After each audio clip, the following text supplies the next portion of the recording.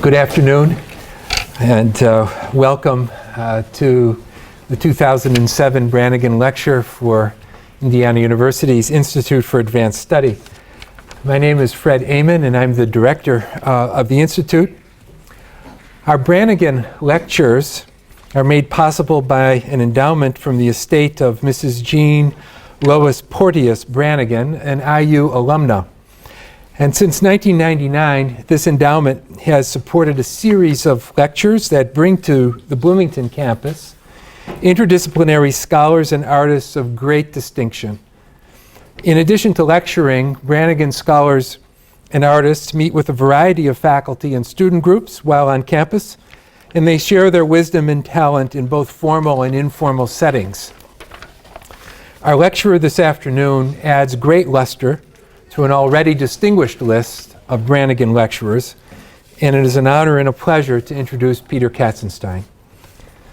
Peter Katzenstein is the Walter S. Carpenter Jr. Professor of International Studies at Cornell University. No introduction can possibly capture the breadth and the depth of his extraordinary scholarly contributions over the years. His research encompasses the fields of international relations and comparative politics, ranging across intersections of political economy, security, and culture in Europe and Asia, with specific emphasis on Germany and Japan. His current work focuses on anti-Americanisms, religion, popular culture, and regionalism as political forces in world politics. He's the author, co-author, editor, or co-editor of more than 20 books and has written over 80 papers and book chapters. Among his recent books are Anti-Americanism and World Politics, co-edited with Robert Keohane and published by Cornell Press, Religion in an Expanding Europe, published by Cambridge Press in 2006, co-edited with Timothy Byrnes, Beyond Japan, East Asia Regionalism, also Cornell Press, 2006. A World of Regions, Asia and Europe in the American Imperium, also Cornell in 2005. And Rethinking Security in East Asia, Identity, Power, and Efficiency, published by Stanford University Press in 2004.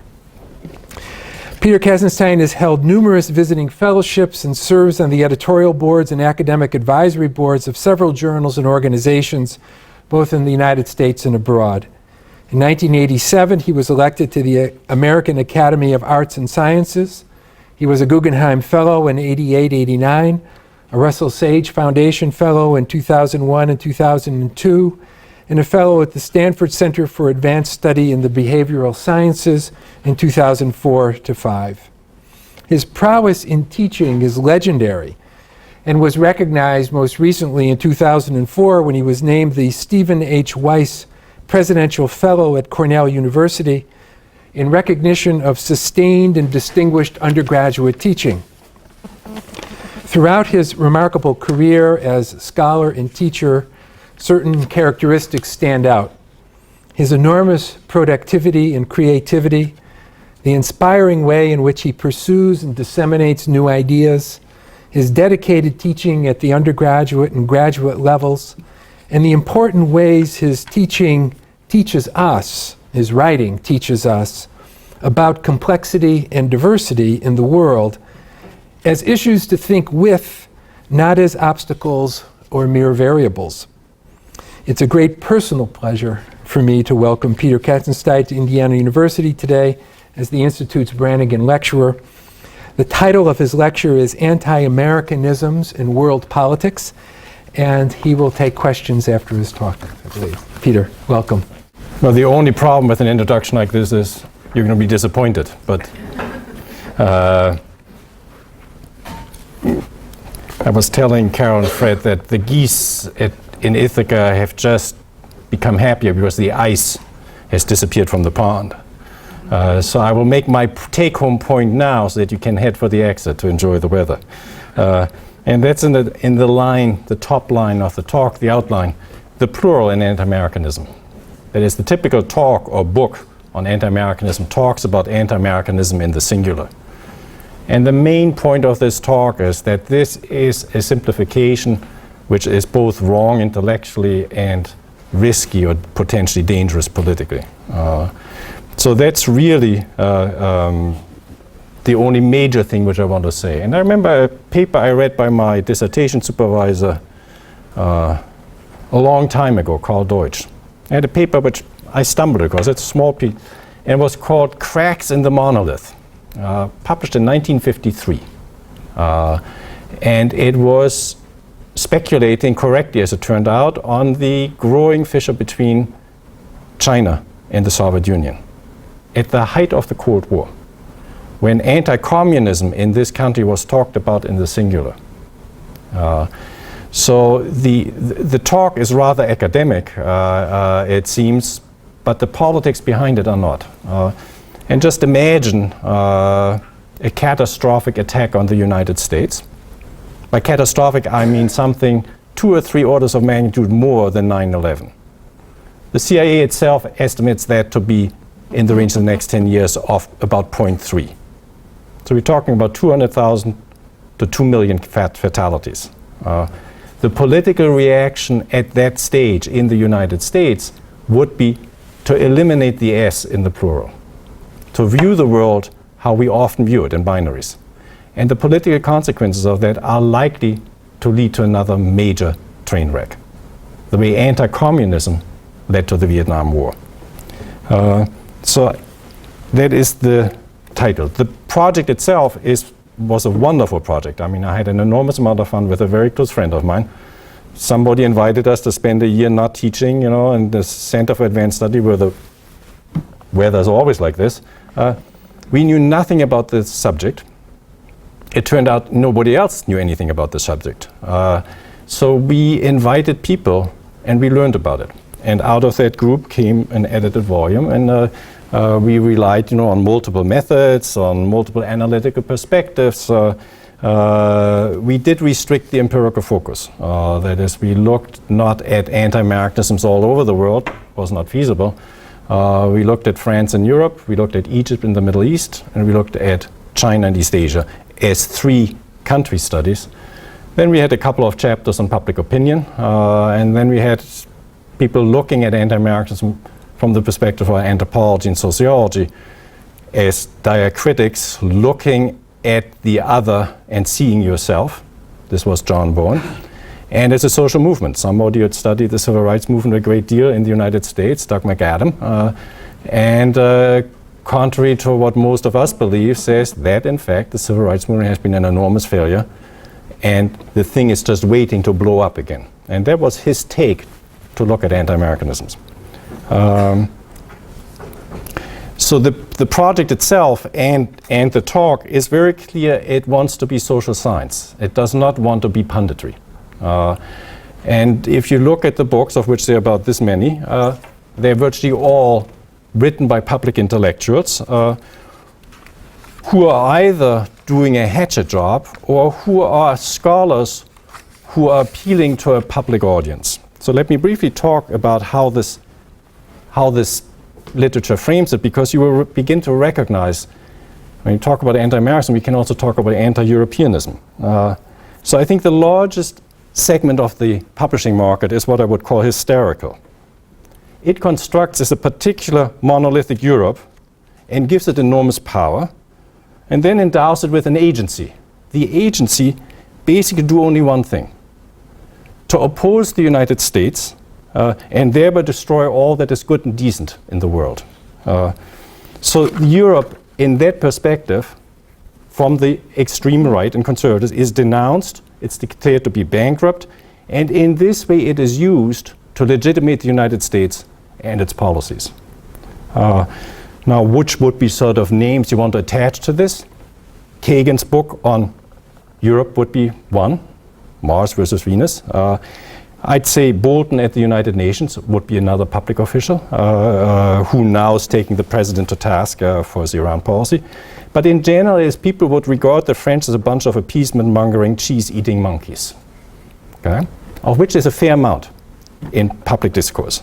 The problem here from that perspective, which I call hysterical, is not what Europe does, but what Europe is.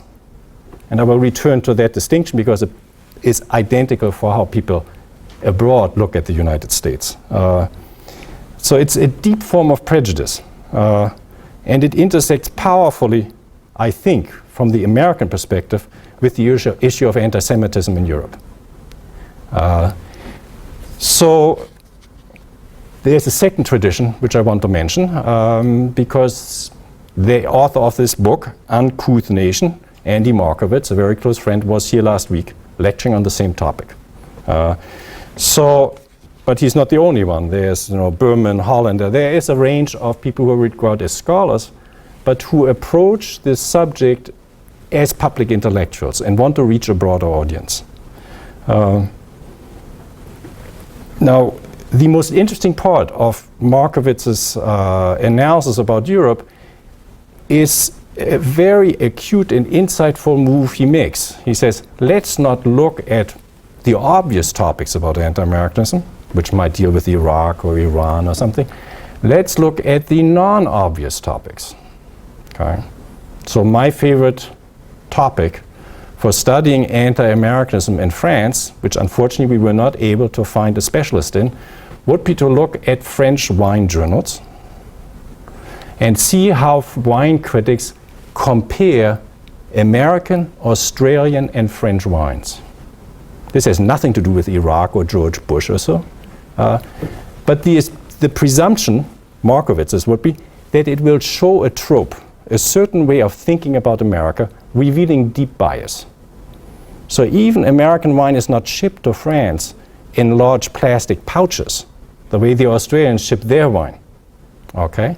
You would expect that the American wine industry would look like a jar of Gallo wine, the entire industry. That would be Markowitz's take. And he has assembled a wonderful set of tropes and episodes, one of which I will tell you in a little while, in order to show how deep that prejudice is. So that, I think, is the most interesting part. How does he go about it? He tells you that he thinks, Markowitz, that there is anti-Americanism in Europe. He will go and look for it. He finds it, and then he reports that there's anti-Americanism in Europe.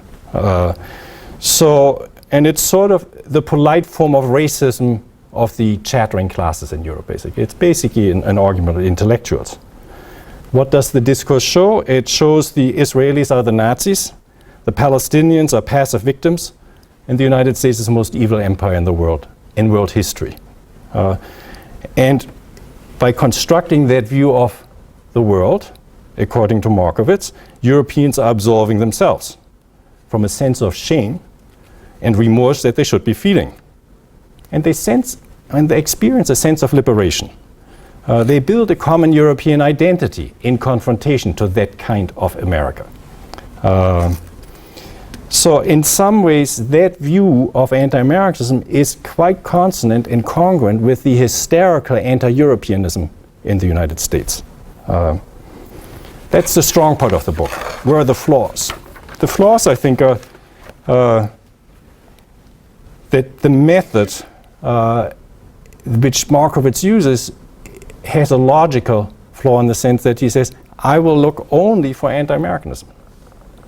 If he had embedded anti-American discourse in pro-American discourse, of which there's a lot in Europe, I'd be more open to the message. But he says, that's not my enterprise. My enterprise is not to link this discourse to other discourses. I just want to show you there's anti-Americanism. In the social sciences, this is called sampling on the dependent variable. It's the cardinal sin. Okay?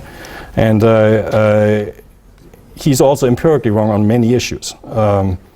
But this is not the place to go into it. But if, in fact, anti-Americanism is so deeply linked to anti-Semitism in Europe, which is the last chapter of his book, then it surely is odd that the most pro-American part of Europe, Eastern Europe, is also the most anti-Semitic part. Okay? So there are many problems there, and they all, I think, stem from the problem of looking at anti-Americanism as an encapsulated, self-contained topic. So here's the outline of the talk. I will very briefly go through the points number 2, 3, and 4 and spend more on the 5th, 6th, and 7th. Why is anti-Americanism a topic often of intense interest to the Americans? In France, I assume anti-French sentiments, the French would say, it's all right. You don't like us? We can live with that. But in America, Americans feel very nervous about it. Here's what Tocqueville has to say about it. The Americans, in their intercourse with strangers, appear impatient of the smallest censure and insatiable of praise. They unceasingly harass you to extort praise, and if you resist their entreaties, they fall to praising themselves. It would seem as if, doubting their own merit, they wish to have it constantly exhibit before their eyes. So the topic, Americans like to be liked, and it's rooted in some sense of insecurities which you wouldn't find in Paris or in Beijing or in Tokyo. You might find it actually in Berlin. So what is anti-Americanism? It's a psychological tendency to hold negative views of the United States and American society in general. Now that psychological tendency has various components to it. It's partly cognitive, it has an emotional dimension, very important. Fear is a very important part of anti-Americanism. And also has a normative dimension. It has an identity component to it, as Markowitz rightly underlines. It is an individual attitude, but it's also a collective set of beliefs. And it can vary between being soft and open and malleable and being hard and rigid. So if one looks around for systematic evidence that turns out to be public opinion data, you will find that anti-Americanism was a minority view in most of the world in 2002. It seems to have become a majority view over the last 5 years. There are enormous variations over time. That is, many parts of Europe, we have longest time series data. Europe has gone through waves of anti-Americanism. In the 1960s, during the Vietnam War, in the early 1980s, debates about America's nuclear strategy, and now after or around the Iraq War. So it varies over time. It varies by country. Some countries seem to be fairly immune to it. Some countries are deeply inoculated by it. Greece, for example, has been deeply anti-American, the most anti-American country in Europe, for close to 60 years. I'll come back briefly later. In general, views of the United States are less favorable than views of America and Americans as individuals. In general, people abroad are very sophisticated about breaking the United States up into different segments. Great admiration, for example, for science, technology, and education. Much less admiration for American politics. Right? So it's not that people overseas aren't well informed. They're extremely well informed. And they pick and choose. Often, anti-Americanism is accompanied by ambivalence. Ambivalence often experienced within the same person. That you feel guilty about wanting to play volleyball in California and at the same time demonstrating against the United States.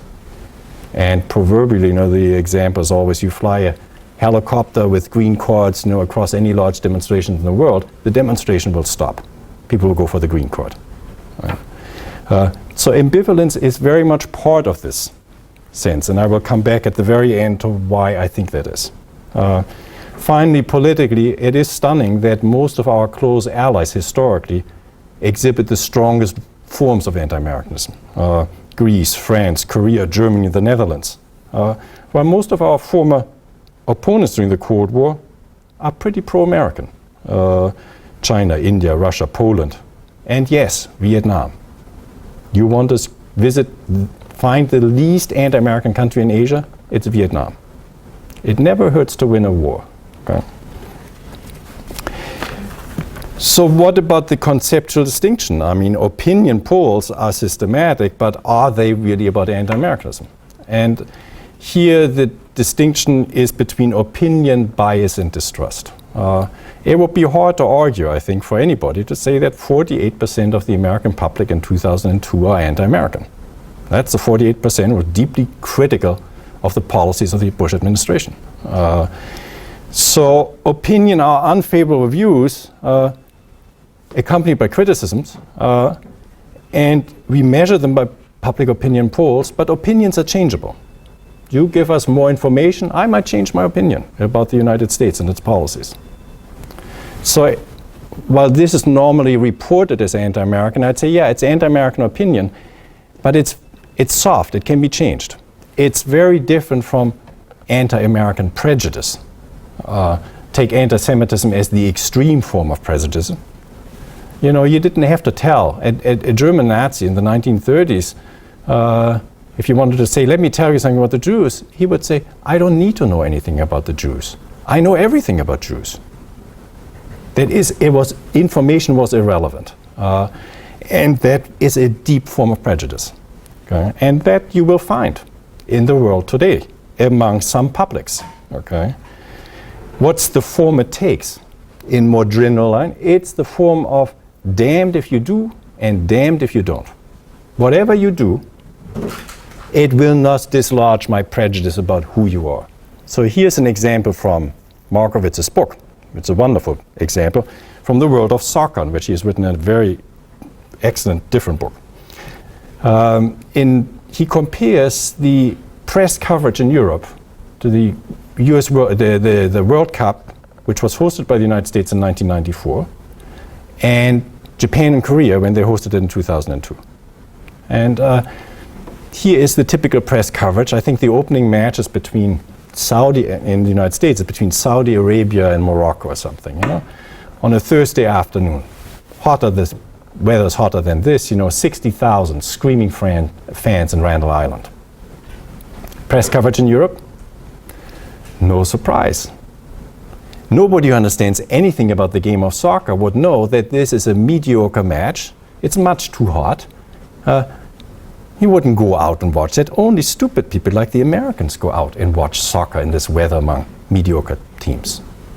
If the Americans had stayed home, the press coverage would have been, it's not a surprise. These are uncouth, uncultured people. They don't understand what soccer, the fine art of soccer, right? So whatever one would do would be the source of criticism. When it comes to the coverage 2002, it's celebration of the globalization of a sport, a patronizing attitudes towards Korea and Japan, and saying, yeah, these are small soccer countries and they will become medium soccer countries. Of course, they won't be big soccer countries like Italy or France or Germany or Britain, but still, they have potential, right? A very different form of coverage. So this is an example about showing how prejudice, deep ingrained prejudice, works in an area not really related to politics. But it's not difficult going to areas where politics really matters. Bob and I did, in the year in which we did the research, the tsunami happened, and it was a quasi-experiment.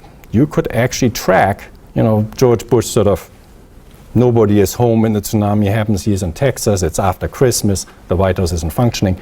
The initial response from the United States is horrible. But within 10 days, the United States has donated $350 million and has sent out the Navy. It's the only active thing. Australia was the other active country, but they didn't have a Navy. So it was a way of judging whether, America's help, how it was coded. And you could see very clearly using simple statistical methods that, in fact, the American aid, how it was evaluated, was very dependent on how favorable or unfavorable a view of the United States one had. If you had an unfavorable view of the United States in general, through the media in which you lived, and I don't know, in Jordan or something, you'd say, of course the Americans are not helping. You'd filtered out the information. Right? So one can work with evidence in order to show that bias exists, and it does exist. Governments, by the way, mass publics always think that their country is doing terrifically well. Even the stingy Hungarians, the government gave $40,000, thought the Hungarian government is really doing good in Indonesia. Right? It was a way of showing how important nationalism is. Now, this distinction between opinion and bias is reflected in the two typical answers one gets about anti-Americanism. The conservative and the right and the public intellectuals argue in the United States They hate us for what we are. And that cannot be changed. And therefore, go and stick to your guns in whatever policy you have. And there's considerable evidence to support that argument. Think, for example, back to 1960 in Japan. Okay? The President of the United States wanted to visit Japan in order to sign a treaty, the US-Japan Security Treaty was up for negotiation. Well, the Japanese government called him up and said, please don't come. We can't guarantee your physical security from the airport to the hotel. If we take all the policemen in Japan, 45,000 of them, we can't guarantee it. And we have subcontracted out to the Yakuza, which is another 30,000 gangsters. The difference between gangsters and policemen in Japan is a small one. Even with 70,000, we can't do it. Okay? So the president doesn't go. You go to Japan in the 1990s, there is no anti-Americanism. There is no anti-Americanism now. Philippines, the same situation. So there are cases where, in fact, the view of the neoconservatives is correct. But the position itself is intellectually not coherent. If anti-Americanism is a deep bias or prejudice, then there's nothing, not even a successful policy, which will change the mind of the one who is prejudiced. Okay? So there's an incoherent element to that position. What about liberals in the left? Now they argue they hate us, they abroad hate us for what we do, not for what we are, for what we do. And that can be changed. Throw the rascals out, alter the policies, and then anti-Americanism will disappear.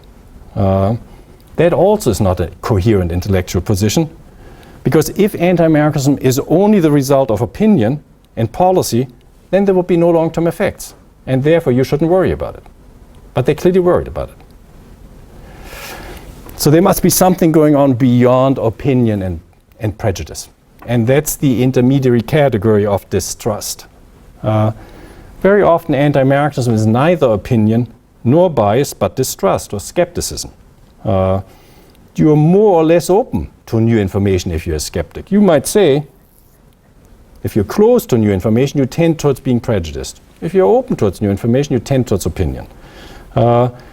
So how would you, if you're sort of in the middle, between the two, how would you react? You'd say, okay, here is a skepticism which is situational. I'm skeptical about you. Show me that you mean what you say. Okay? That I would call situational. It's an attribution of bias contingent on the situation, which can be altered by the behavior of the party which is being skeptic. But there's another one which I would call essential attribution of bias. You don't say show me through your behavior, you just show me that you're good, which is extremely difficult. Okay? Because it says show me in your character that you're good. Well, what am I supposed to do? Well, it's not about doing, it's about being. Right? So this is sort of the debate in public intellectuals. And then politicians have also an interest in the topic. The Rumsfeld option is we don't care, and the Fulbright option is let's educate them. Right? So in some ways, the conceptual distinctions between opinion and bias, or two kinds of skepticism, are reflected in how politicians and public intellectuals talk about it. What about the political context? The machine has gone off, but we are on point number 4. It's okay, it's okay. Well, yeah. Well, how can we think about, in politics, about anti-Americanism? I think about it, the way I think about a game of poker. It's cash on the table, and it's freely disposable. And politicians will go for that pile of money. Often, what America is or does is quite secondary. It's the domestic politics of the particular situation which matters. So in these country chapters, one can see, for example, that in France, this is a chapter written by Sophie Meunier of Princeton, it's a deep and ancient prejudice. It predates the origin of the American Republic. There's a wonderful book by Philippe Auger, and how did travelers report on the United States in the mid-18th century. And from their perspective, these were all small people, shrunk, right? And somehow emaciated, and in general, of course, uncivilized and all the rest of it. And in some ways, the grass wasn't green, the birds didn't sing. This was altogether desert. Right? I think when Benjamin Franklin is in Paris, he has a dinner party, on one side are the French and the other side are the Americans, and as the conversation turns to this topic, he says, let's all stand up. Okay, and here were the 5'10", 5'11", 6-foot Americans, and here were the French, 4'8", 5'2", right? So that conversation didn't go the way the French wanted it to go. What's interesting about France is it's so universally accepted. You do not pay a political price from left to right if you use anti-American arguments. It's deeply embedded in French political culture. In all other European societies, if you play this card, if you go for the money on the table using it, you will have to pay a price. Depends how high, but there's a price to pay, but not in France. What about China? Well, there's a chapter by Ian Johnson and Danny Stockman. There's no deep distrust. There's no deep prejudice. There's distrust. And there are costs to be paid. If you use anti-American arguments, you pay a cost, particularly in the struggles, faction struggles inside the Politburo. It's not a costless argument. And the discourse in China isn't about anti-hegemonism. They're saying, well, the Americans want to run the world. We can think of another country which could run the world. And that country's been around for 4,000 years. Why should you run the world if we can run the world? Right? It's played off very much against anti-Japanese sentiments. You ask the Chinese, which Ian Johnson did in a survey, how do you like the Americans? They say, we don't like them. Okay? We don't like them at all. Strong anti-Americanism. You ask them, how do you like the Americans? And how do you like the Japanese? They say, oh, the Americans are okay. But the Japanese, we really hate. Okay? So from that perspective, the devil across the water is always the better devil. Okay. Finally, in Egypt, Mark Lynch looks at Al Jazeera talk shows, discourse analysis on about 1,000 news programs as his empirical database, and shows that the focus on the Palestinian issue and the issue of democratization imposed from abroad is enormously important, and that anti-Americanism is a legitimate way of supporting or shoring up illegitimate regimes. And everybody understands it. So Mubarak is master at this, as a totally corrupt and illegitimate regime. And he'll call out the anti-American demonstrations whenever he thinks he's in trouble. Same thing happened in Beijing. So there is great variability. And you have to understand the meaning of anti-Americanism is often deeply inflected by the context in which it occurs. And this is not a story which but the politics you cannot understand by not understanding Egypt or East Asia or Europe or Africa. There is no anti-Americanism in Africa, remarkably. You want the answer, I think, is they have the French to hate. But now that we are building bases in Africa, new kinds of bases, my safe prediction is 20 years from now, there will be strong anti-Americanism in Africa. Okay. Latin America is going through a wave of anti-Americanism. Chavez in Venezuela now. Well, Nixon was pelted by eggs in Venezuela in 1958. Right? And that's a complicated story about the Americas and the role the United States plays. Okay, what are the different types of anti-Americanism? Why the plural? And here is your 6-pack of anti-Americanism. Different types. Okay. So the first one, almost an oxymoron. Liberal anti-Americanism. This is a form of anti-Americanism that focuses on the issue of hypocrisy. You pronounce the right values, but you don't live up to them. This is a very common form in Britain, for example. Not living up to your own ideals. Very common in the area of trade, for example, because America always preaches free trade and then follows protectionist instincts because of the nature of our domestic regime. So I think liberal anti-Americanism is here to stay. It cannot be eliminated for 2 reasons. One is if you're a world power, you've got to be hypocritical. And I personally think there's great virtue in being hypocritical. Not in all situations, but hypocrisy often acts like oil on waves. It calms things down. And then domestically, our system is set up in a way that the executive branch of government must be hypocritical because it can't control Congress normally. And so it promises things abroad which it cannot deliver on at home.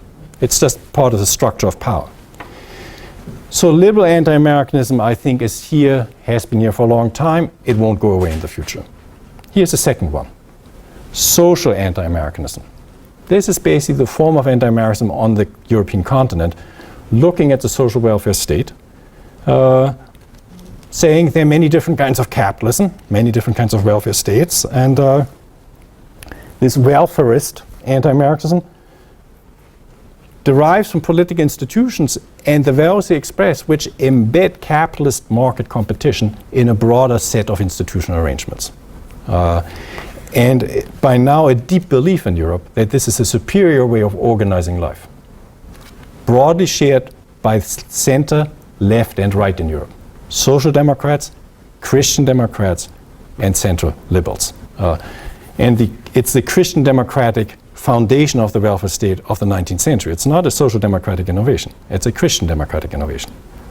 So there's strong bipartisan support, and manifests itself in views which basically look at the American anemic welfare state as a flaw and says, we don't like it.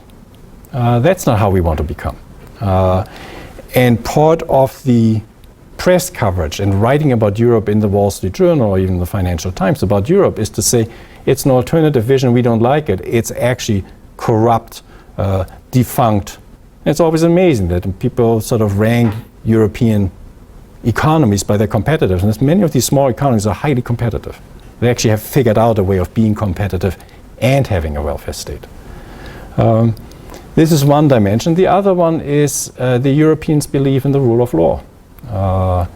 Primarily international law, because Europe is in fact a form of legal integration. And now in recent years, we have seen that civil liberties in Europe are better protected than the United States.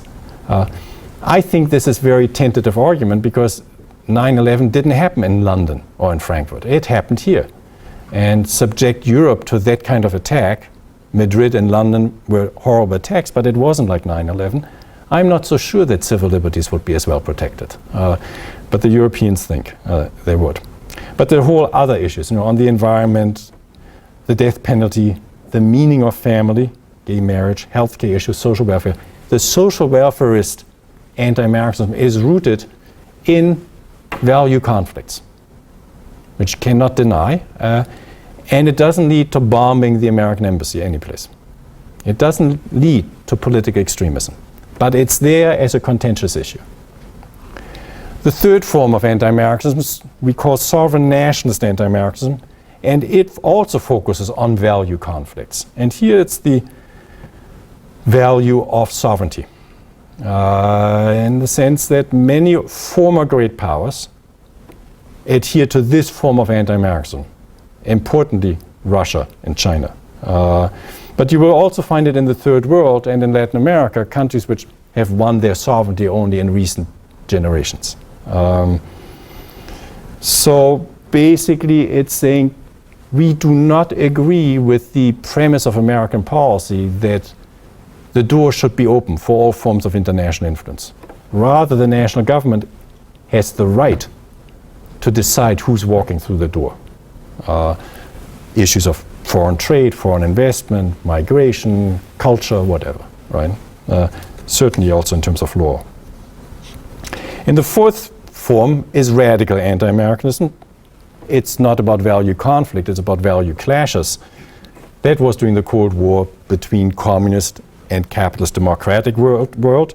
And it is now enshrined in the belief, which you will find among the small radical jihadist wing of Islamicists, that the United States policy and practices at home and abroad are hostile to good international practices and need to be eliminated. So progress really requires the transformation or eradication of America. Now this is a view which you will find among only the most radical fringe of political Islam. Political Islam being a very large movement of about 1.2 billion people. It's religiously inspired, and it can take secular religious forms. Now, these first 4 cans of anti-Americanism in your 6-pack, liberal to radical scale. Liberal is, not you identify with America and the values. When you're radical anti-Americanism, you don't identify. Identification diminishes as you move from the first to the second to the third to the fourth. As for fear, fear is there. And if you're anti-American, you're not afraid, you might be in Saudi Arabia. You have a totally different worldview. But you're not afraid that the Americans are going to do something to you. You will be critical. You might be hostile. You might choose not to come to the United States. But you wouldn't take up arms. But if you're afraid, as much of the Middle East has become since 2000, because we have announced that we are remaking the region, and we will remake the regimes, then actually many people will act on that fear. Okay? So fear becomes an important motivation for political action. There are 2 other types of anti-Americanism, and they do not scale the way these 4 do. The first one, which you will find in many, many different parts of the world, except the Commonwealth, but even there to some extent, is what I call cultural or elitist anti-Americanism. I was brought up with that. I still remember discussions with my father, who, many aspects of America he liked, but he said there's a profound difference between culture, which is what we in Germany have, right? Goethe, Schiller, and then I would say Auschwitz, Buchenwald, and this became a very complicated conversation. And civilization, which is what the Americans have. Toothpaste, Coca-Cola, Elvis Presley, right? A peculiar way of thinking about culture and civilization really rooted in German history, because culture became the challenge which the German bourgeoisie in the 18th century posed to a German aristocracy which spoke French at the court. Civilization was a civilization of polite manners. It didn't have the cultural authenticity of being grounded of what German nationalism was or would become. Right? Well, this cultural or elitist anti-Americanism is there, not just in Germany, not just in France. It's there in Beijing, it's there in India, it's there in London, in Tokyo. You will find it in many places.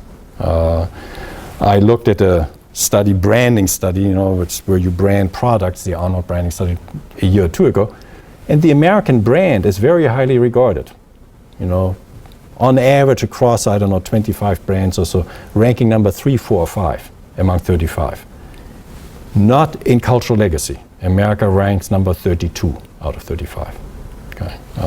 And that's a reflection at the level of popular opinion. Popular culture ranked very high. Right? Number 4, I think, in the world. So this is one form of anti-Americanism which is always there, and which elites subscribe to, and which masses often don't. So reflecting the class divisions abroad. And then finally, legacy anti-Americanism. We are unique in the degree of historical amnesia. And this is not true of other societies. I think it's our great strength, because we can pick ourselves up in a very short time and try again. Other societies have a much harder time doing that. Here, you make some horrible mistake, give the country a decade and it'll be up there. And often in other countries it takes a generation or 2. Right? So legacy anti-Americanism is something where society doesn't forget.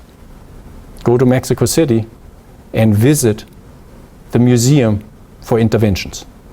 Because after all, we stole most of the Southwest from Mexico in 1846. We have forgotten that, okay? But they haven't.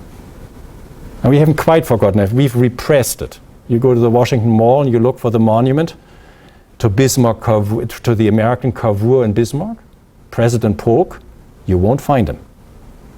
Okay, I was at a meeting of historians where Paul Kennedy, eminent historian with a British background at Yale, had forgotten about Polk. Okay. So somehow grabbing land is not what we do, right? Of course we've done it. And the Mexicans have not forgotten. And I mentioned that Greece was the most anti-American country in Europe. A very simple reason.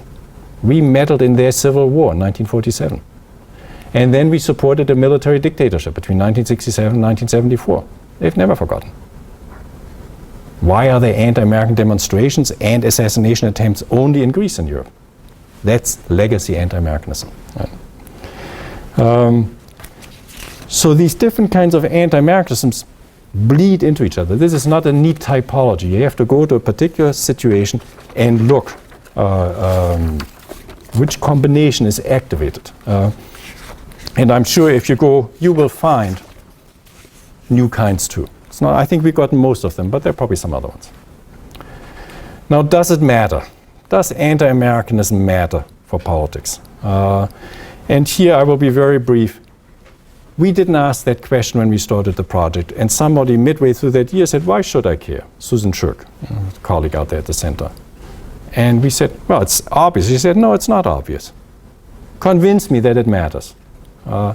So we started looking, at the consequences of anti-Americanism for counterterrorism policy, for counter-terrorist government policies, for foreign policies, for consumer behavior, boycotts, consumer boycotts. Papers were full of that. Everybody is stopping drinking Coke. Okay, turns out to be wrong. For tourism, across a broad array of empirical measures. And what we found was it probably doesn't make a difference in the short term. As we're not saying anti-Americanism doesn't matter, we're saying the political consequences of it, if you are arguing that the political consequences matter, after having written this chapter, we think the burden of proof is on the side arguing that it matters. We are quite agnostic about whether it matters in the longer term. We think it has now, anti-Americanism in the Middle East in particular, has taken on since 2000 a different quality. This is what all the area study specialists tell us. You look at pro-American views in the Middle East, country like Jordan, for example, or Morocco, most pro-American in the Middle East. You will find it in the low single digits. In Jordan, 4% say, yeah, we like the Americans. 96% say, no, we are not. Something has shifted in the secular part of the Middle East in the last 5 years, and it will not shift back, we believe, if you had a different policy or a different administration or something. So, in Europe, it's an open situation.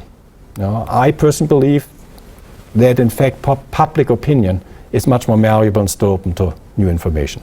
In East Asia actually is quite happy with America.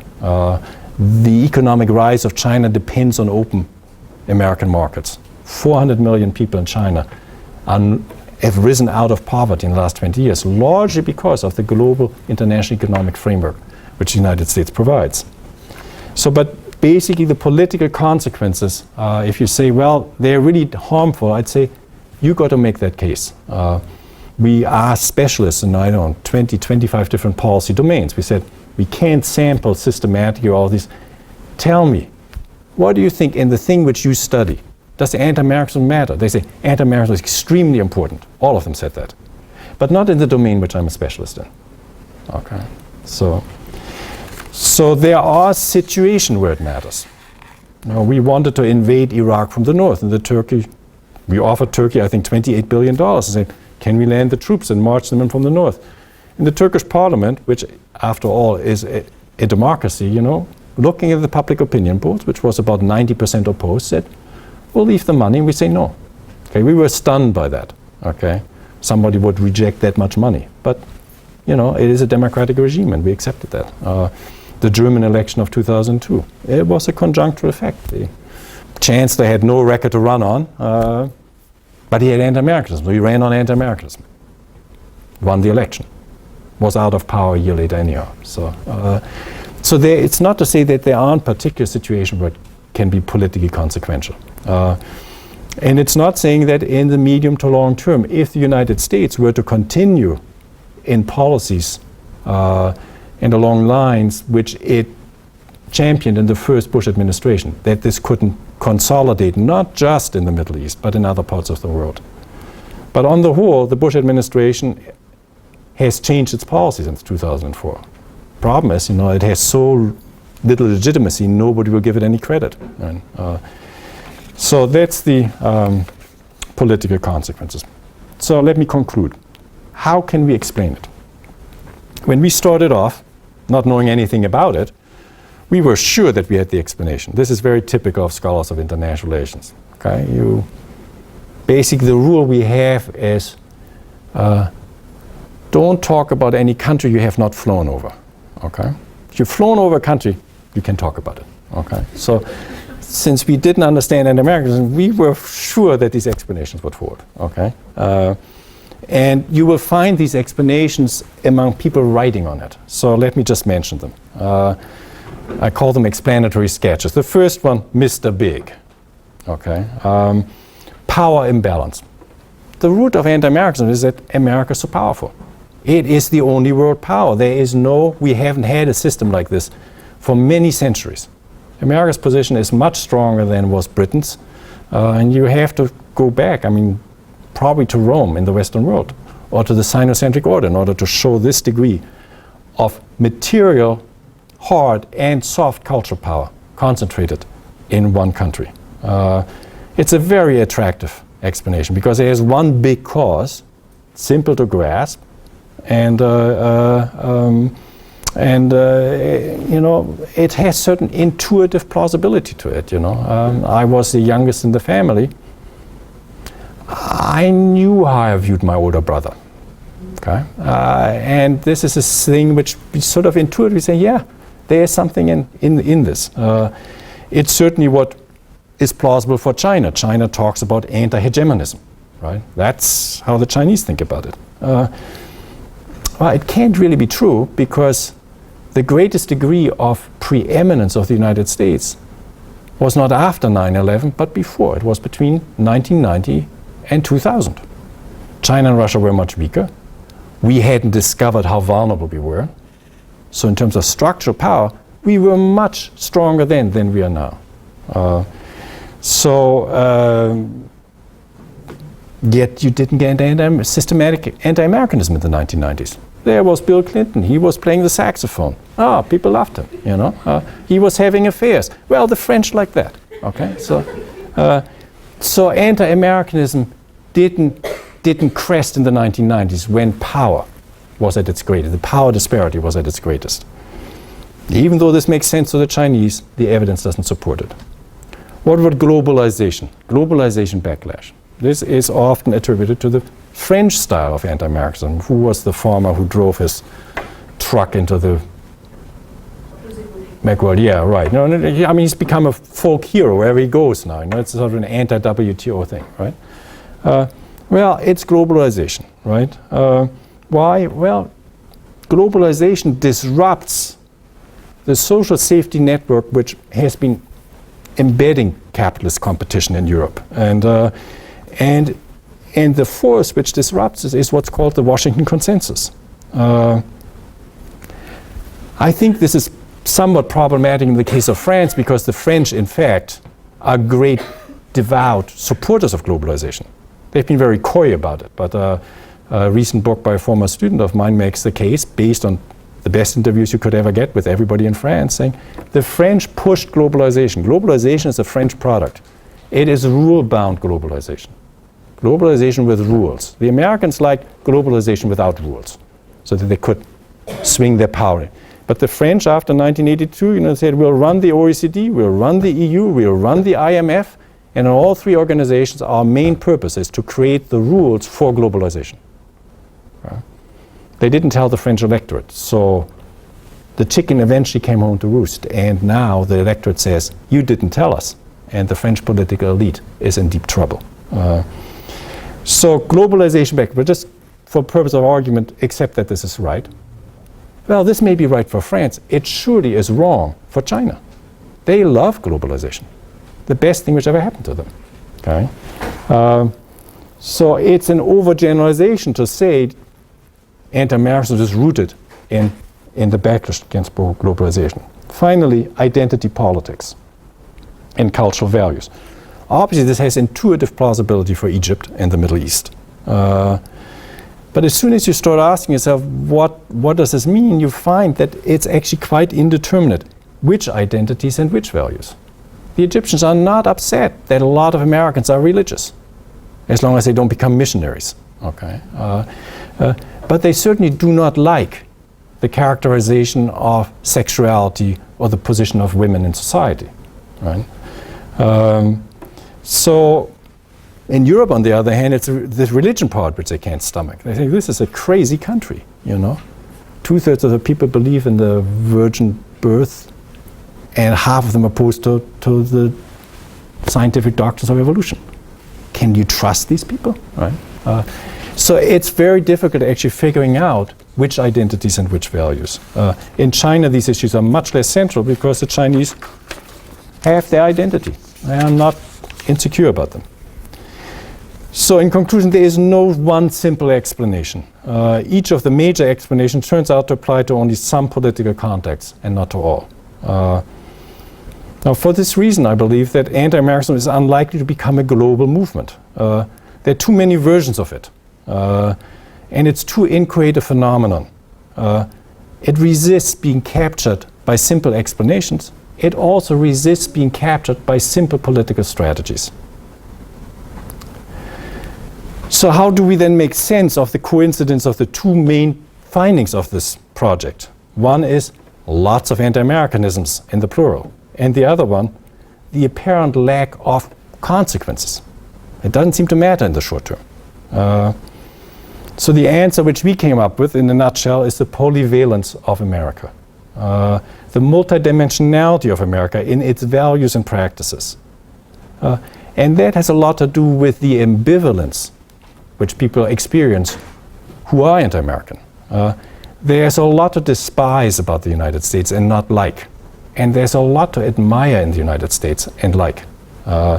It's a difficult situation. And, you know, sometimes I wished I lived in Poland. You know, I have to pick up cereal for the kids, you know. Wow, that choice, you know. In Poland, one cereal, no problem, right? Well, America is like that. You look at the array of values and practices as a lot of choice, okay? And so this polyvalence is, I think, very distinctive of the United States.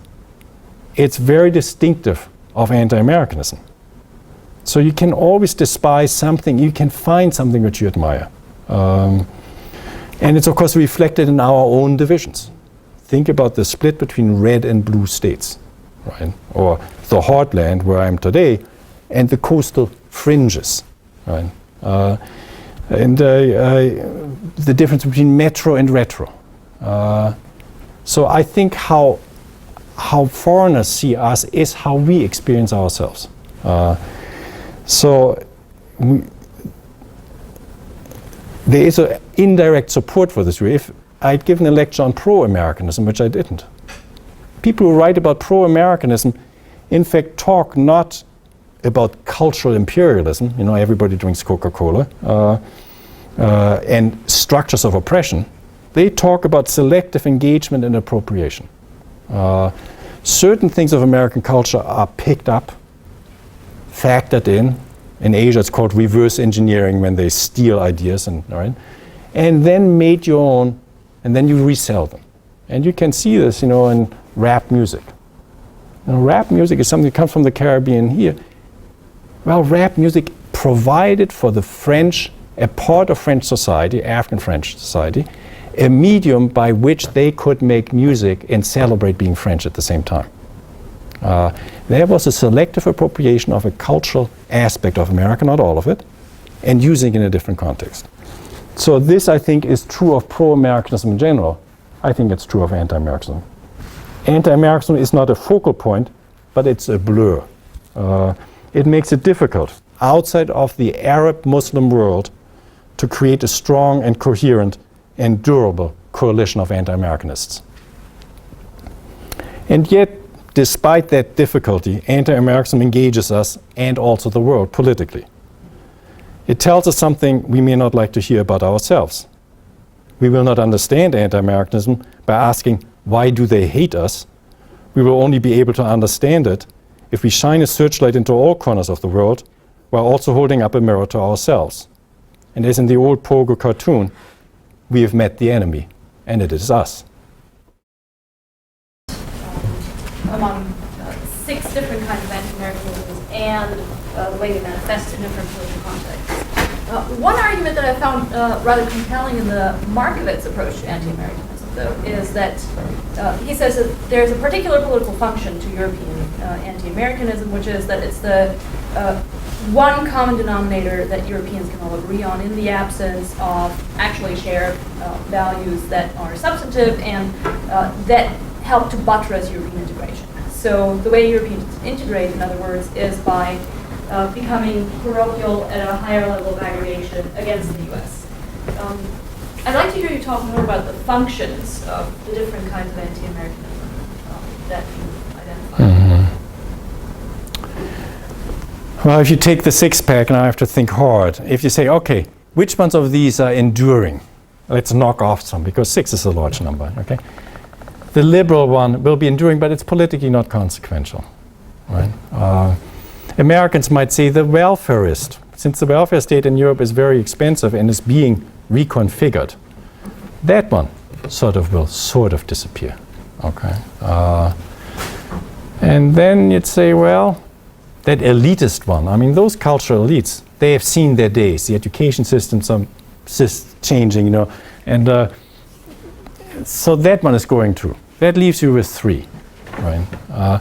And of which the culture, the identity one is one of them. But mind you that Markovitz, when he uses the identity argument, is talking about the European cultural elite. He's not talking about public opinion. It turns out, if you look at public opinion polls, the Europeans, 9 out of 10 are not Europeans. But 4 out of 10 are Europeans if you say I'm a Dutch and a European at the same time. So the nestedness of identity. And we know that identities normally are nested. You know, sometimes they're nested in particular situations. Okay, I talk differently to you than I would to somebody I don't know, right? And they're nested in particular historical periods, right? So does the European identity, I think the Europeans, you know, particular Habermas and Derrida, European intellectuals, right, like to conceive of themselves in certain ways. But I'm not sure this translates, and I'm not sure it's new. I think, you know, that sense of being European, you know, being able to stand up and recite the Iliad, you know, which anybody in Europe could do 100 years ago, right? Well, nobody could do that in Congress, right? I think that's part of something which has been there for a long time. I'm not sure it serves a function. In the sense that you'd say, well, it's a building block towards a new kind of Europe, right?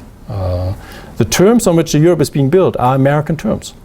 It's the market principle. Right? That's what's driving it. And where did we get that as Europeans? Well, we got it from the Americans. Right? So even the foundation, it's sort of like, you know, thinking about, I was at an election party in Germany in the early 1980s. The Greens had been elected to parliament for the first time, you know, and here came the great moment. TV cameras out, we are going to have our spiritual moment, okay? And then somebody walks up to I didn't know if it plays the piano. Everybody stands up. I thought, what are they going to sing now? Okay, not the national anthem. So what are they singing? We shall overcome in English, okay? Even the symbol of protest is American, right? So I think the European identity being anti-American, I think there's something to this, but compared to the other range of symbols which Europe uses, okay, I wouldn't overinterpret it. Right. Yeah, all the way back. I was kind of curious. It seems to me like there are a lot of sort of explicit and implicit benefits of anti-Americanism to the American people. Sort of not very logically, but I mean in terms, maybe it would be better to say short-term benefits, because I mean in terms of selling a war in Iraq or Iran or wherever, it becomes a much easier sale once you televise large groups of people burning American flags and sort of build up that idea that like these are patriots are your enemies. Right. But also then implicitly just maybe the sense of like encouraging people to buy American. So have you looked into the benefits or tried to quantify? Yeah, well, it's hard to quantify. I mean, I think it's a very good question. I think the benefits in America of anti-Americanism are no different than anybody in any other place. It's a pot of money on the table, which you will use for political purposes. Political elites who control power will use it in order to extend their power. Political elites who want to get power will use it to strengthen their political base. Right? I think Buy America campaigns have been spectacularly unsuccessful in the United States. Just as Not Buy America campaigns in Europe have been spectacularly unsuccessful. It turns out that most consumers calculate individually. When you ask them, they say, oh yeah, no, I'm not going to fly American Airlines or buy Nike sneakers. But when you're actually in the shop, you're going to buy the Nike sneaker because that's what's cool in school, right? And so the announcement of the intention is striking in this consumer surveys which we've looked at, and then in the purchasing behavior. And we looked at 6 companies, American Airlines, Coca-Cola, something else, and 3 Schweppes, 3 European companies. And the American companies grow by the American companies between 2000 and 2004, when these consumer boycotts were being talked about, grow by 44%, their sales. The European companies grow by 24%, right? So consumer behavior is very different. But it is true, I've talked to, American business is very worried about this. And they spend a large amount of money studying it. And the soft drink industry, for example, which has its largest market, present and future markets in the Islamic world, because they don't drink alcohol, right? Is trying to get around the branding by renaming their products and indigenizing it. So it's not recognized as American, right? So there is worry among business, but we didn't find it in the empirical studies which we did. Right? Yes? The anti-Americanism that you spoke about, right now probably a whole lot of small countries he's the stupid guy, but he's got all the money and I need his money. That's for the developing countries. But I see the anti-Americanism right in our society. And it's because we come from all these countries and we bring all those cultures with us. And the good part is that we don't think alike and we are free to express our difference. And we accept the results of our elections. So I think our strength is that all those anti-Americanisms that you spoke about are evident right in our society. I think that's a very shrewd observation. I would make one small qualifying. I mean, certainly if you think about the history of anti-Americanism in domestic politics, it used to be against the communist left, right, in the 1950s, McCarthyism. Now I think we will find these anti-Americanisms, they're very muted. That if you go to the hyphenated Americans, Arab Americans, Latino Americans, whatever, if you have criticisms, especially if politically exposed, are muted. You don't have much marching and burning of flags. You do find one constituency where it's very explicit, and that's the American left, particularly the intellectual left, okay? Particularly in universities, particularly in blue states. They are almost instinctively anti-American.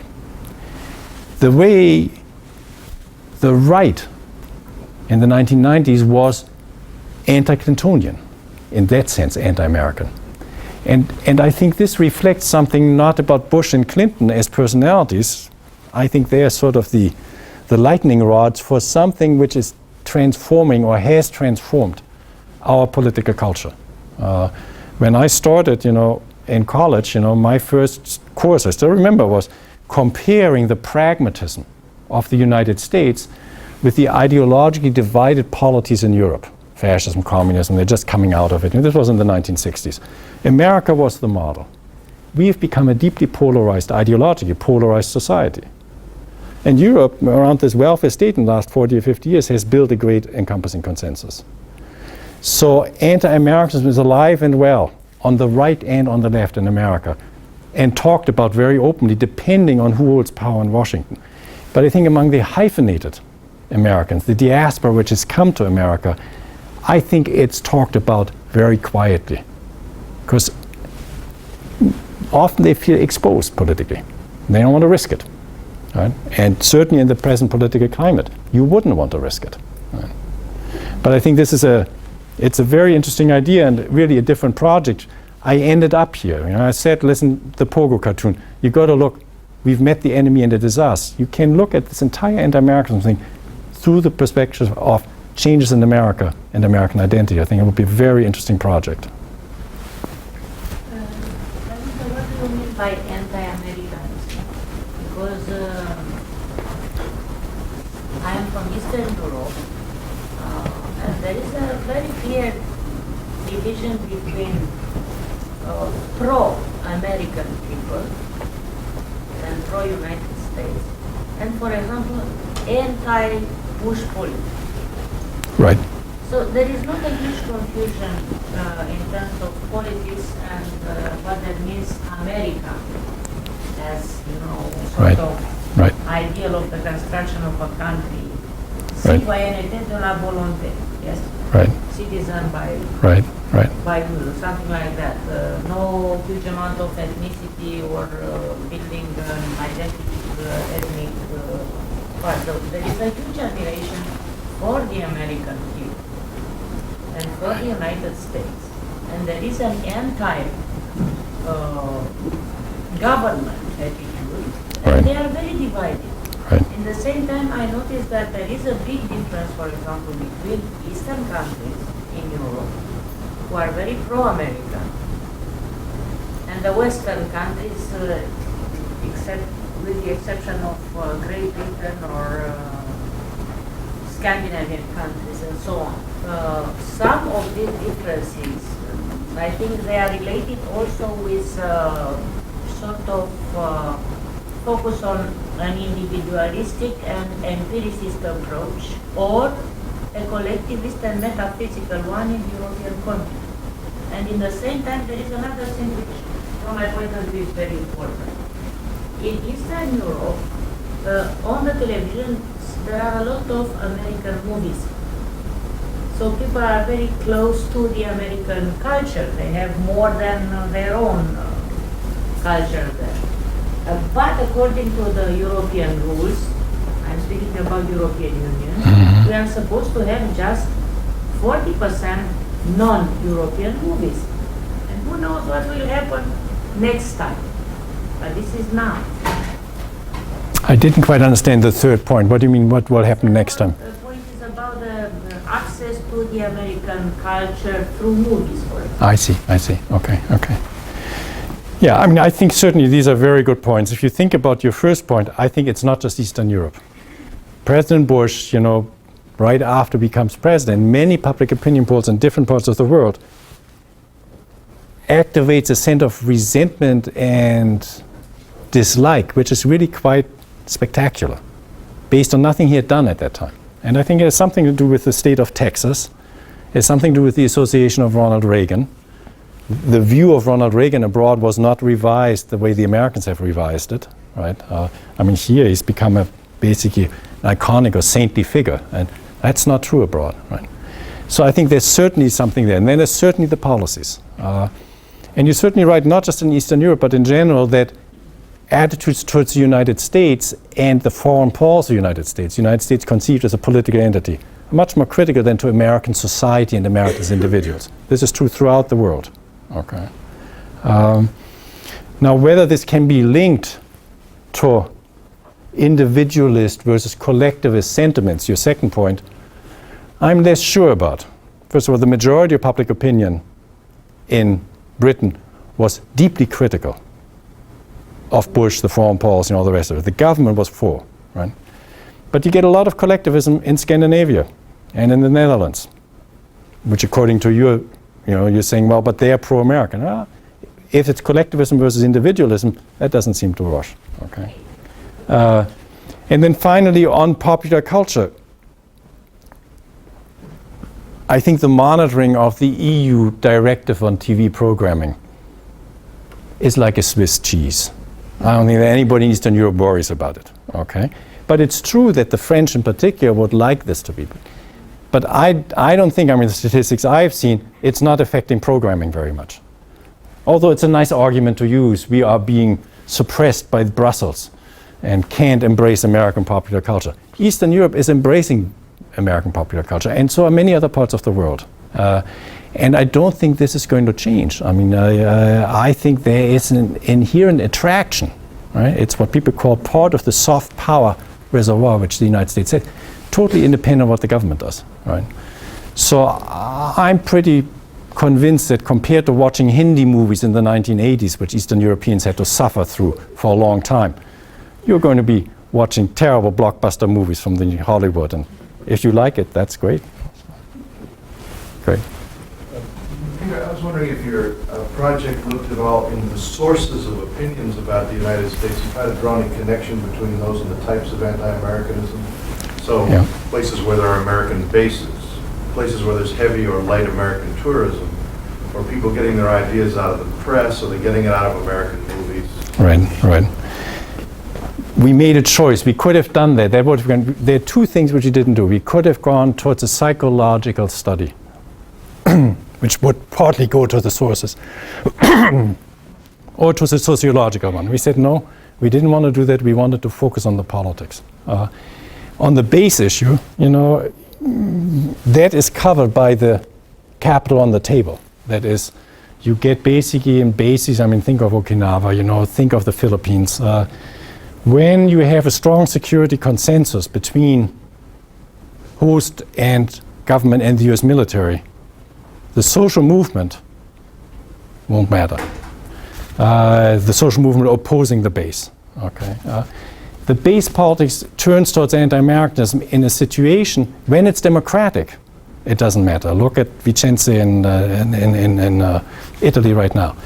Anti-Americanism becomes an activator in a transitional regime where you have neither strong authoritarianism nor strong democracy. You're moving from one to the other, and the issue is on the table. Then anti-Americanism is really active. The case of Okinawa, of course, it's even more complicated because Okinawa feels exploited by its own government and suppressed, right? But in general, I would say, no, we haven't done it. And if I were to do it, I'd say for the purpose of this project, go to the metaphor of saying anti-Americanism is political capital on the table. And political elites will use it. By elites, I mean elites having power or elites contesting for power. And therefore, often, we are not really what it's about. I mean, it's a big mistake to think that 9/11 is about us. 9/11 wasn't about the United States. 9/11 is about a deep, deep conflict inside the Middle East, within the Islamic movement. We happen to be the target of convenience in order to mobilize something politically. You know? We often take ourselves more seriously and more central than we actually are. Right? Yeah. Just a couple of questions to Can you speak up so that they can hear you? pick up on the very end of your paper and also some of your comments in response. One is particularly following up on your response just now.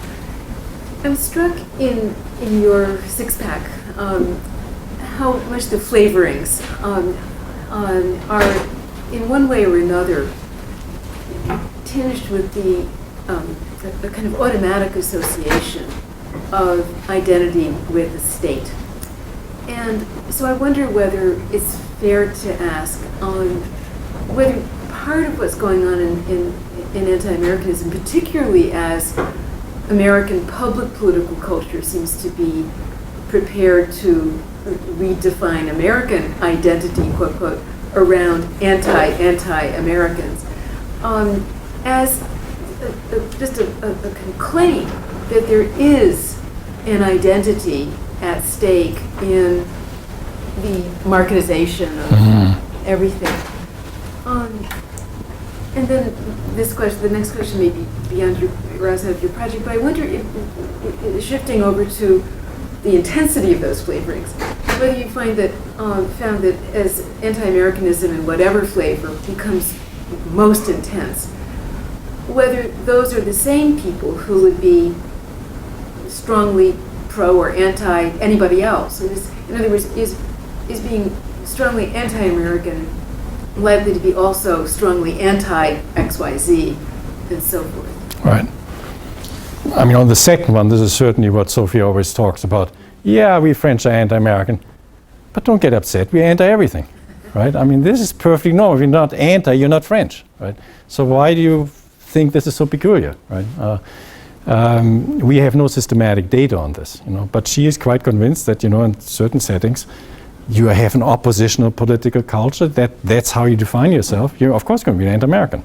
You might be anti-French at the same time, right? So I think no systematic data, but this is possible.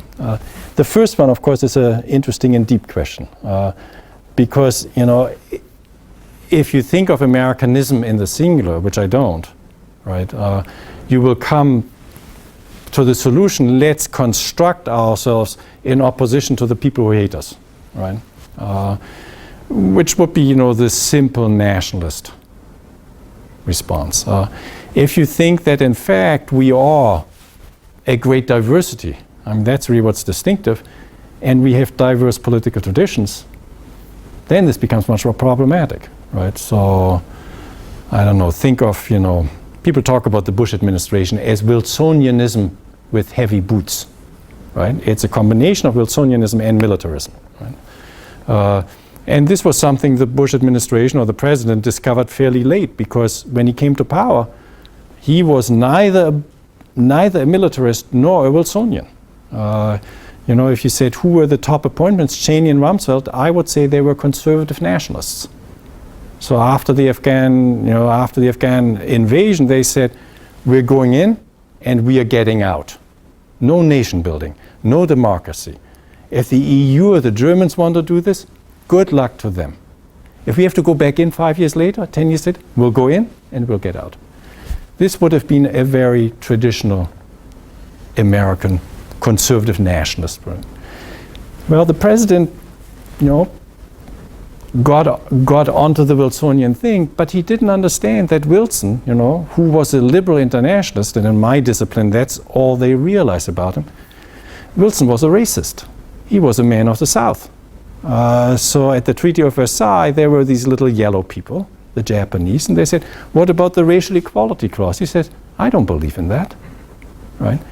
So the liberal tradition in America, which we always say, oh, that's democracy and all the good things in life, was deeply intertwined with international racism.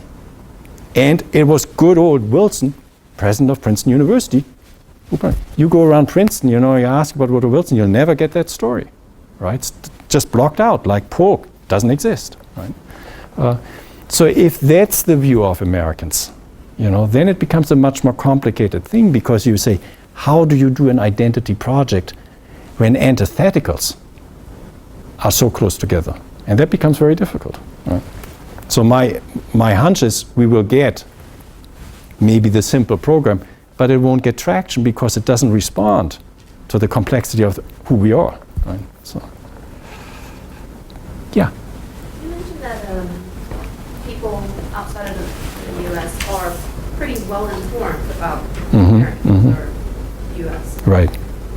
Who of the populations of other countries are well informed of what aspects of the U.S. would you say? Politics, the people who are part of the election process of the American politics. But I'm only well informed of Japan outside the U.S. Right. And my impression of the Japanese population is that they are far from well informed about the U.S. And I just kind of want to clarify. Right.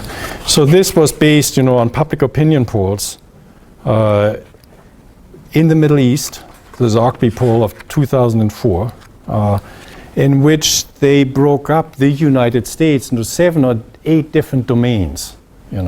Science, technology, education, which ranked number 1, 70%. In the Middle East, admired U.S. science, technology, education, even though only 4% in Jordan, which is the most pro-American country, liked the United States, right? All the way down to U.S. policies in the 30s or something, right?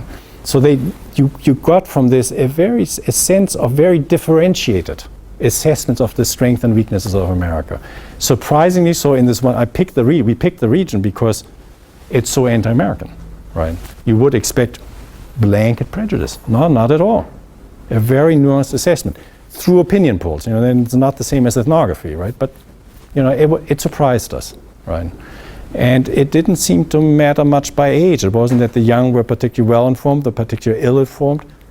People had broken up America into multiple frames and were reacting to different parts of these frames differently. So what were the categories? I got to look up. Hold on a sec.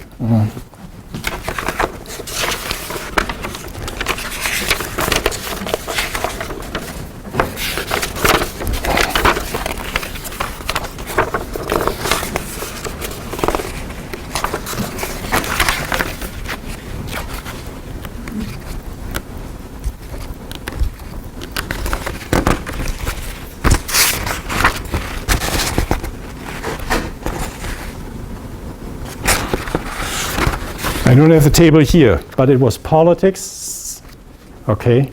It was leadership. These rank low. American people ranked quite low by 2004, okay? It was culture, it was popular, it was science, technology, it was popular culture, it was exports and industry, ranked very high, right? So you had about 6 or 7 of these, and they ranked from mid-30s to saying, oh, that's good, as opposed to mid-70s, okay? So, and on education, to come back to it, we, after 2001, the first year or two, the number of foreign students from the Middle East plummets. Then it increases again, in part because we changed our visa regulation, in part because people in the Middle East know this is where you can get a good education, right? So, yeah. Just to follow up on that, I'm not sure Americans hold their own education system in the highest of regard. We have a lot of debates. Right. So how does one translate the fact that discrete distinctions are being made in these multiple dimensions with actual knowledge of the United States? There may be a reputation for American education or for American science and technology that might or might not be well-founded. So what's the means by which one tests? I have no idea, but if you, right. So I think American education overseas means college and graduate school, not high school education. And if you look at, I don't know, the winners of the Nobel Prize over the last 30, 40 years, it's a lot of Americans. Right? So I think there are some objective indicators, and people sort of assimilate this. You look at American exports, yeah, they're doing well. But these are public opinion polls, so you don't know what the basis is on which they form their opinion. Except there must be enough around, in Morocco and in Jordan and in Syria, to give them information to make these relatively differentiated judgments.